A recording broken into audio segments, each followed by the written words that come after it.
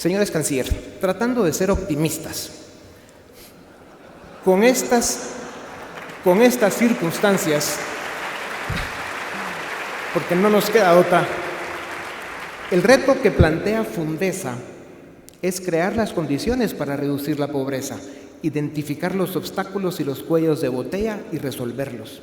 Las correcciones que deben hacerse son dramáticas y se deben enfrentar con valor y decisión para poder hablar de una agenda de desarrollo. ¿De qué futuro se puede hablar en Guatemala y qué debemos hacer para cambiar el presente? ¿Por dónde se empieza? Tamaña pregunta. Y cuando lo escuchaba y frente a lo que usted acaba de mencionar, yo quiero ser muy claro de entrada. De lejos, en mi calidad de colombiano, vengo aquí a hacer recomendaciones. Lo que sí les puedo contar, y con mucho gusto, es el proceso que como colombiano y después con la oportunidad que tuvimos y que el presidente me dio, vi, conocí, sentí y veo hoy día en Colombia, y quizá eso pueda ilustrar o ayudar en algo. Y la verdad les digo, yo me siento incómodo de estar aquí, porque el que tiene que estar aquí es el presidente Uribe.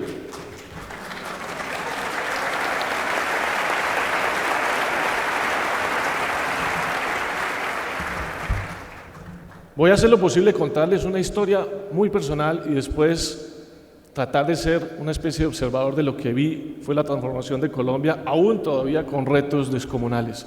Cuando usted le corten las cámaras me avisa, o cuando se aburra de mi cuento avíseme también, y así lo aprieto bastante. Pero mire, yo nací a finales de los 60s, en la misma época en que nacieron las guerrillas contemporáneas, el M-19, las FARC, el ELN. En los 70s vimos el boom de la marihuana, en los 80s el boom de la cocaína, los cárteles de Medellín, los cárteles de Cali. ¿Saben qué sufrió Colombia en el año 85? Una alianza de la mafia y de la guerrilla. Se tomó el Palacio de Justicia y asesinaron a 13 magistrados en el centro de Bogotá, entre ellos el presidente de la Corte.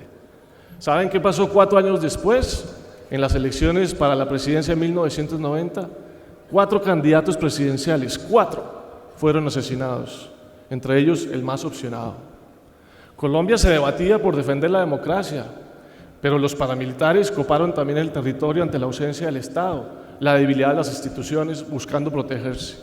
Y guerrilla y paramilitares se aliaron con el narcotráfico. En Colombia estábamos secuestrados físicamente, no podíamos salir de Bogotá, de Medellín, de Cali, por temor precisamente a ser secuestrados. El número de homicidios mucho más alto que el que usted cita en Guatemala, era cerca de 65, 68 habitantes por cada 100.000. El número de secuestros, 3.500, 4.000 secuestros al año. Una tercera parte del territorio, los alcaldes no podían estar en sus municipios por temor a ser asesinados. La policía y el ejército acomplejados y ausentes en cerca de 170 municipios. Y sobre todo, una sociedad acomplejada, atemorizada, amedrentada. Doctor, ¿y estos obstáculos cómo limitaban el desarrollar proyectos para reducir la pobreza de Colombia? Para allá voy, fíjese qué pasó. No solamente tuvimos un escenario dramático en seguridad, sino en economía. En el año 99 tuvimos la crisis económica más dura de los últimos 100 años. Para el año 2000 el desempleo estaba cerca del 20%, la pobreza cerca del 60%. Ahora viene el otro cuento, que es la parte en la cual el liderazgo político es fundamental. Por supuesto, el país contaba con instituciones, con personas capaces, pero no contaba con la determinación política requerida. Y esa determinación se logra con el objetivo que propuso el presidente Uribe. Primero, recuperar la confianza. La confianza de Colombia en Colombia misma y el extranjero en Colombia. Pero más que eso, basada en 3 pilares: recuperar la seguridad democrática, la inversión con responsabilidad social y la cohesión social efectiva, no retórica. Cuando usted me dice pobreza, yo le digo, miremos las condiciones macro. Primero, ¿hay seguridad para todos? La seguridad es un valor democrático, como lo ha dicho el presidente, es una condición sine qua non para que haya riqueza, para que haya inversión, para que haya empleo, en últimas, para salir de la pobreza. ¿Sabe por qué? Porque para que los monos puedan saltar más, necesitan estar tranquilos, para que vengan más monos de otros lugares.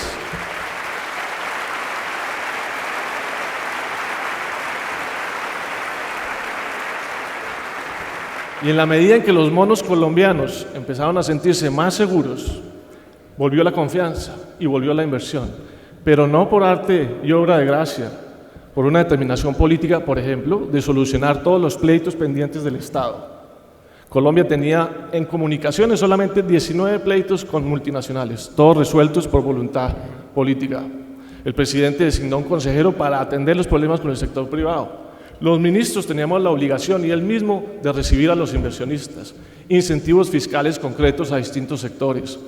Es que claro, el crecimiento se da con seguridad física, con seguridad jurídica, con más inversión y más monos también viniendo a Colombia. Doctor Bermúdez, con el presidente Uribe en la grabación reciente que hicimos, hablamos de la importancia de la integralidad en las políticas de Estado, así como son de suma importancia los programas sociales que alivien los niveles absurdos de pobreza que tenemos en muchos países de América Latina, Guatemala en primer lugar. Necesitan ese tipo de programas de asistencia, solidarios, ordenados, pero deben ser uno de los elementos de esa serie de políticas de Estado que, como usted decía, sumados a la seguridad democrática, el incentivo a la inversión, la creación de empleos, la fortaleza de la institucionalidad democrática, pues vayan conformando esa integralidad en las políticas de Estado. Licenciado Lamport, usted pues tiene mucha experiencia en el mundo de la política, fue embajador, fue ministro de Estado. ¿Por qué le está costando tanto a Guatemala hoy en día lograr ordenar una agenda de trabajo de todos los sectores de la sociedad para iniciar a hacerle frente a ese gran desafío que es reducir la pobreza? Bueno, en primer término creo que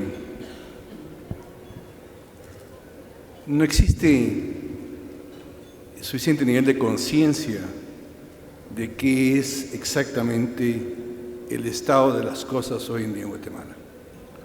Y ese nivel de conciencia va desde la alta dirigencia política de este país hasta nuestra estructura empresarial y social.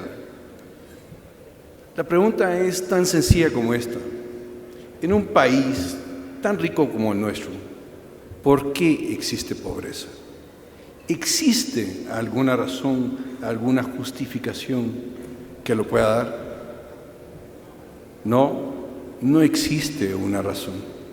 No existe una justificación.